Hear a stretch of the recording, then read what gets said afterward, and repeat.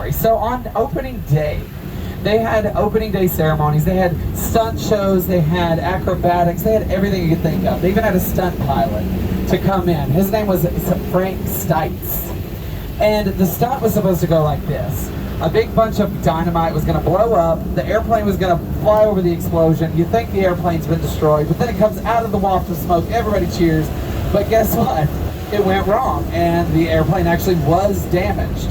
Frank Stites had no option. He was gonna crash, so he jumped out. And he dropped 60 feet out of the airplane and landed right on his feet. And his spine went straight through his skull on opening day. And if you don't believe me, you can Google this. This was before they didn't want to offend people with newspapers because it was back in 1915. So there's pictures of Frank Stites' dead body. There's pictures of Frank Stites' mangled airplane. You can see this story. But that was day one.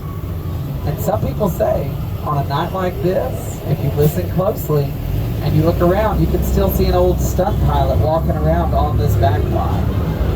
Now, I told my group, and Michelle, I'm sure you told your group, this is the birthplace of horror movies. This is where it started, and this is no exception. We have the stories and we have the real ghosts. Now, on up ahead, you're going to see some of the sound stages that we film TV and movies in. This is our television sound stages on your right. On your left over here, this is some of our assembly facilities over here where they assemble some of the sets. But then we're going to get to the bungalows over here. The bungalows were the dressing rooms to the stars in the early days. But one person who was not a movie star had a bungalow here, Alfred Hitchcock. Now all of these bungalows have been turned into production offices, but Alfred Hitchcock's was always a production office. Now, Alfred Hitchcock worked on Psycho, Vertigo, and The Birds here, and Alfred Hitchcock Presents. But the thing about him was, he always would get a small square of red carpet every time he walked the red carpet for one of his own movies. So his whole office is wall-to-wall mix-match red carpets, even to this day, now that it's been taken over by the De Laurentiis company. Everything was out of order. And if you look to your right-hand side, you're going to see a big mural that is paying homage to our classic Universal monsters, some of which you saw tonight at Classic Universal Monsters Legends Collide. All the way at the end is the Wolfman, followed by Frankenstein, Bride of Frankenstein, Dracula, and right next to Dracula you're going to see the Invisible Man.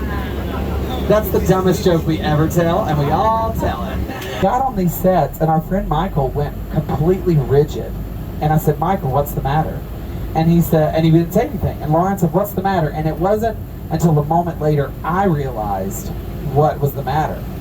Because, let's see if we can see it. After we get to this opening here, can you pause for just a second, Carlos? Perfect, yeah, there we go. Right over here, you can see, if you look, crane your neck over your right shoulder, that building right there. See it off in the distance, the one that's dark? What he was seeing, I saw it too. In the third window, from the right, on the top floor, I saw a man's face looking at us. And what Michelle and I know, and you don't yet know, is there is no second floor in that building. And that is, I realized why I was seeing that face, because right there where that truck is parked is the exact spot that Frank Stites died on opening day.